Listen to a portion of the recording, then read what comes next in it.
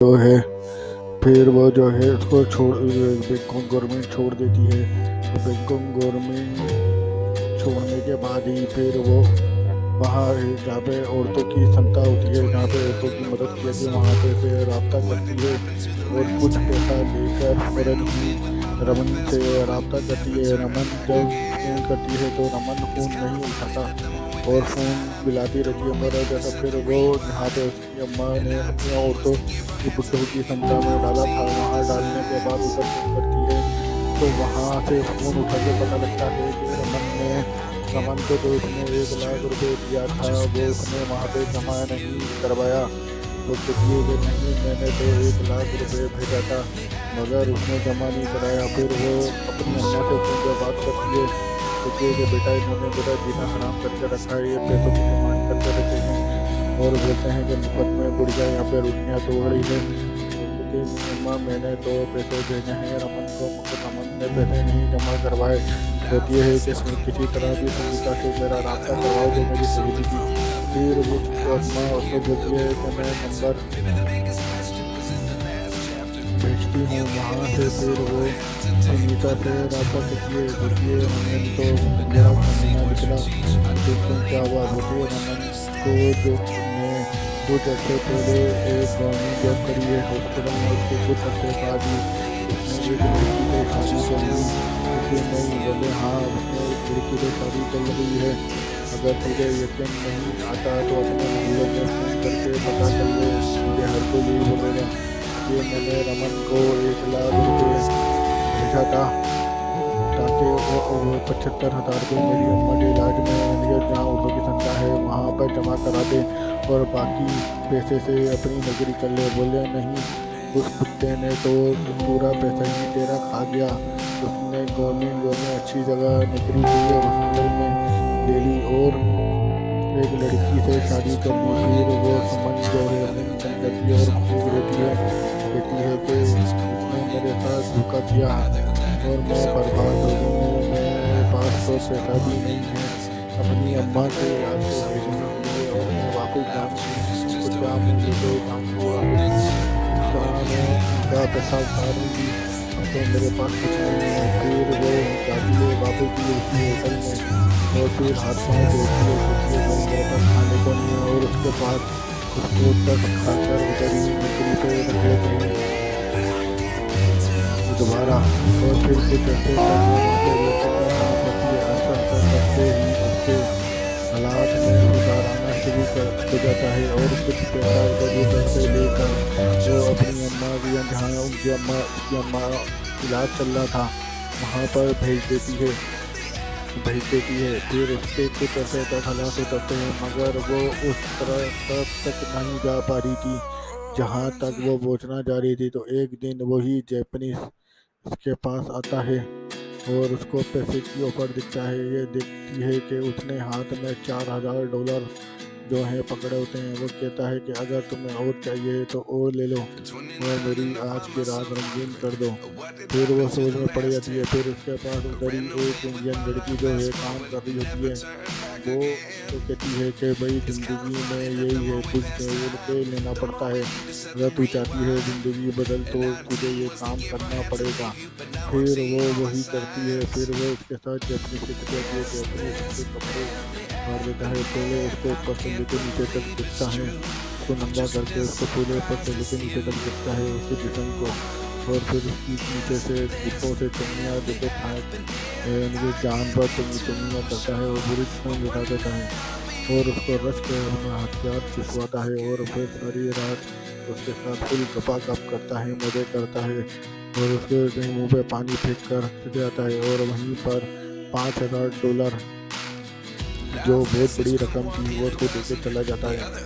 फिर अगले दिन वो डॉलर दिखती है कि उसकी एक दिन की ये वाली आमदनी जो है उसकी बहुत बड़ी यानी कि बहुत बड़ी यानी कि आमदनी उसके जितना वो होटल में काम करती थी वो एक दिन में नहीं, वो 1 महीने क्या 3 महीने में भी नहीं कमा सकती थी। फिर वो आस्ता आस्ता करके अपना एक गैंग बना लेती है, जहाँ पर अमीर लोगों के पास जाकर वो लोगों की औरतें और शौक पूरे करती थी। और वो सपना जब उसको बिक्री पड़ती, मगर सपना जो है चरस और नशे का भी काम करती थी, मरी और नशे का और दस का काम नहीं करती थी। तो वहाँ पर जो इंडियन लड़कियाँ फंस जाती थी उनको भी, उनकी भी मदद किया करती थी। एक दिन फिर ये जब वापस इंडिया वापस जाती है तो वहाँ पर जाती है और अपनी अम्मा से मिलती है। सबसे पहले कहती है कि रमन तो बहुत बड़ा कुत्ता निकला, मैं तेरे साथ धोखा करके अच्छा नहीं करा। वो कहती है अम्मी नहीं, बात ये नहीं है, बात ये कि आजकल दुनिया में हर कोई अपना मतलब देखता है, उसको ने भी अपना ही मतलब देखा, मगर मैं रमन से एक दिन लाजमी जाके मिलूंगी। तो फिर वो रमन के जहाँ शादी होकर रेरा होता है वहाँ चली जाती है। वहाँ से जाके रमन जैसी देखता है तो चौंक जाता है। रमन बोलता है कि तुम मेरे साथ वहाँ पे होटल क्यों मिलना, और फिर वो खामोशी से किसी यहाँ मिलने उससे चली जाती है। रमन बोलता है कि भाई मसला ये था कि तुम चली गई थी और तुम्हारे वापस आने का ठिकाना नहीं था। हाँ, मैंने तुम्हारे साथ धोखा किया, मुझे तुमसे धोखा दिया है, तुम्हारी माँ के औलाद में नहीं जमा करवाया, मगर मेरे पास मजबूरी अलावा और कुछ नहीं था। वो बोलती है क्या मजबूरी थी? बोले कि बस यही थी कि मेरी अम्मा ने मेरी शर्त रखी थी कि शादी कर जल्दी, नहीं तो मैं पैर खा के मर जाऊंगी। बोलते नहीं, तुम झूठ बोल रहे हो, तुम्हें पता लग चुका था कि मैंने सुपरवाइजर के साथ नाजायज ताल्लुकात बनाए हैं, इसी वजह से तुम्हारी अंदर की जो है मर्दों वाली फीलिंग जाग गई थी और तुमने इसकी वजह से मेरे साथ शादी नहीं की। तुम्हारी अम्मा ने ऐसा कुछ नहीं तुमसे शर्त रखी थी, तुम एक नंबर के झूठे हो। और कहते वहाँ से चली जाती है जहाँ गवर्नमेंट हॉस्पिटल में ये काम किया करता था।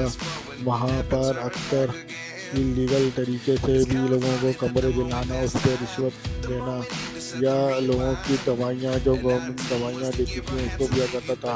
इसमें समन ने एक गवर्नमेंट ऑफिसर को, पुलिस वाले को देकर, इसकी एंटी करप्शन वाले को देकर, इसकी पैसे 1-1.5 लाख रुपए देकर उसके रमन की पर छापा पड़वा दिया और इसकी गवर्नमेंट जॉब जो है ख़त्म हो गई और उसको 3 महीने की सज़ा हुई और उसके ऊपर जुर्माना 5 लाख का हुआ। वो कहती है कि तुमने मेरे साथ धोखा किया, तुमने ही मुझे ये रास्ता दिखाया था और तुमने ही कहा था कि कुछ नहीं होता। आजकल दुनिया में कंप्रोमाइज़ ही सबसे बड़ी चीज़ है, अगर कंप्रोमाइज़ ना करो तो तुम कहीं नहीं कर सकते, और तुमने मेरे साथ धोखा किया। हाँ, मैंने ही तेरे साथ कहता कि तू मैं तुझे छोड़ देती, मगर तूने मेरी बीमार माँ का भी लिहाज नहीं करा, उसको भी तूने साइड में उठा के अब फेंक दिया। अब मैं जा रही हूँ और तू जाता है तो देख, मैं भले एक नंबर की रंडी बन गई हूँ, मैंने वहाँ पे भी गलत काम किया और यहाँ पे भी, मगर मैं आज किला घूम रही हूँ और याशी कर रही हूँ।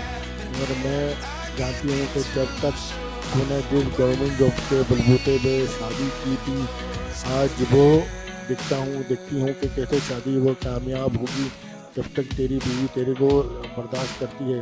बोले जो रास्ता दिखाने में आज मैं जिस राह पे चली हूँ वो तेरे ही बताए हुए रास्ते पे चली थी, इसी वजह से और तूने ही मुझे रंडी बना दिया।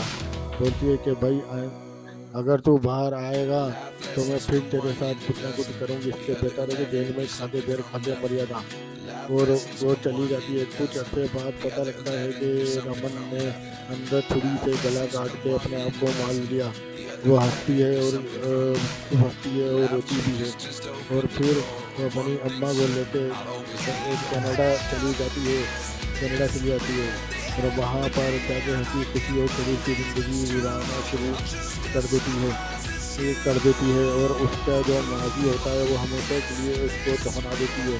अगर आप लोगों को मेरी स्टोरी अच्छी लगी है तो मेरे चैनल को लाइक और सब्सक्राइब लाजमी कीजिएगा। ये स्टोरी उन औरतों और लड़कियों पर है जो पैसा कमाने के चक्कर में दुबई, सऊदीया और बैंकॉक जगह जैसी जगहों पर जाती हैं और सुहाने ख्वाब लेके और आखिर में अंदर नशा और चर्चा चौसी फूट पे लगा दिया जाता है और फिर उनका जो है जो ज़िंदगी इसी चीज़ में गुजरती है और उनके घर में जो लड़कियाँ पैदा होती हैं उनकी ज़रूरत है। अगर वो नसीहत हासिल करना चाहें तो वो स्टोरी सुनकर नसीहत हासिल कर सकती हैं, मगर पैसा ऐसी चीज़ है जो हर किसी को